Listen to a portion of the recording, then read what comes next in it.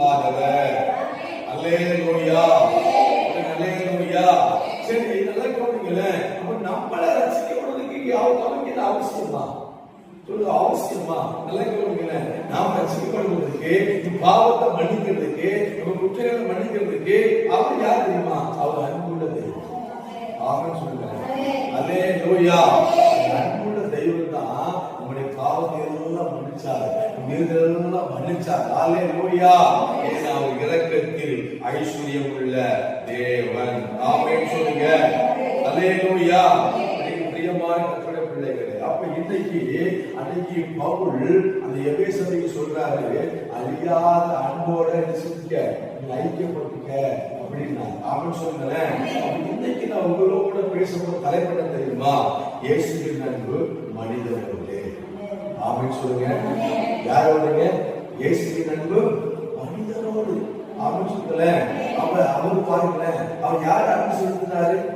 மனுஷன் தான் அன்பு செலுத்தினார். அப்படின்னு சொல்லுங்களேன். அப்போ ஒருத்தரை கண்டா அவர் என்ன பண்ணுவாரு? மனது விடுறாரு. ஆமென் சொல்லுங்களேன். ஒரு கஷ்டப்பட்ட வந்தா மனது விடுறாரு, ஒருத்தர் வியாதியா வந்தா அப்போ அவருக்குள்ள அந்த மனதுல ஆவி இருக்கு. ஆமென் சொல்லுங்களேன். அப்ப இன்னைக்கு நமக்கு அப்படிப்பட்ட ஒரு ஆவி வல்லமை நமக்கு தேவை. அதே சொல்லுங்களேன். நீங்க யோவான் 13ஆம் அதிகாரத்தை எடுத்துக்கொள்ளுங்க. அதே 1ஆம் வசனத்தை வாசிக்கலாமா? அந்த இயேசுவின் அன்பு எப்படி சொல்லப்பட்டிருக்கு பாருங்களேன். பஸ்கா பண்டிகைக்கு முன்னே இயேசு உலகத்தை விட்டு பிதாவிடத்துக்கு போகும்படியாக தம்முடைய வேலை வந்திருந்து அறிந்து